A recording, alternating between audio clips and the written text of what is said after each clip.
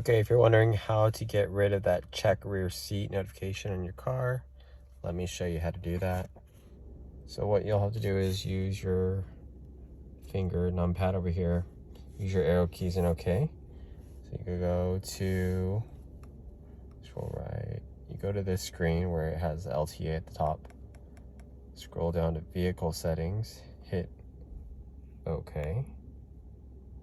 When you hit OK, you'll see this rear seat reminder. Hit it, make sure it's off, and then you're good to go. This rear seat reminder comes on, for my car, it came on default, and it's to remind you in case you leave like children or like a dog or I don't know, groceries in the back seat.